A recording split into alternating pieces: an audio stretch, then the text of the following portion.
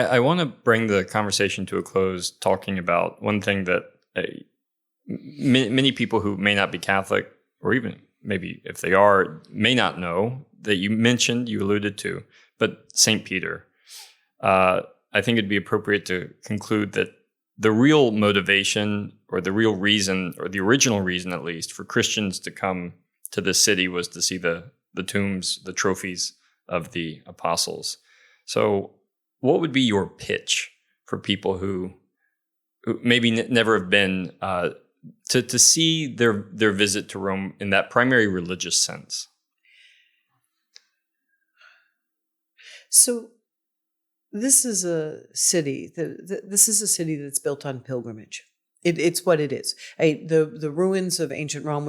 I'm leaving behind the ancient city, which is now in ruins. This is a city that is completely built on pilgrimage. The roads we have, the fountains we put in, the decoration, the reconstruction of it's a city that has been welcoming pilgrims since Gaius wrote that letter, which you were referring to his friend in Asia Minor, come to Rome and I will show you the trophies of Peter and Paul. We have this movement of people here, which has determined the way our streets are laid out, the obelisks you see, the way we recouped from the ancient Rome. It's all about drawing pilgrims into this city, north, south, east, and west, leading them through this adventure of beauty and martyrdom, and these many different figures that have walked through these streets, and they culminates in the tomb of St. Peter, who starts his career unable to catch fish in the Sea of Galilee, ends up the head of the apostles, ends up in Antioch, and then is crucified upside down here in the wake of Nero's great fire, basically blamed for a fire over a real estate deal, essentially. So he's buried in this hole in the ground. To me, the most amazing thing about this city, and again, something that never gets old, every single day talking about it. Peter was crucified upside down in this circus over by the Vatican Hill, which was kind of out of sight, out of mind. He was cut down off the cross, buried in the cheapest possible grave that they could come up with. It was a trench covered with some dirt, covered with some pieces of terracotta. Like, that was the end of Peter. Except it wasn't.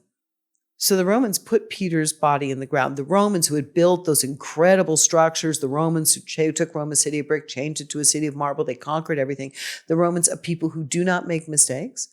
They build roads from here to Russia and 40-mile aqueducts.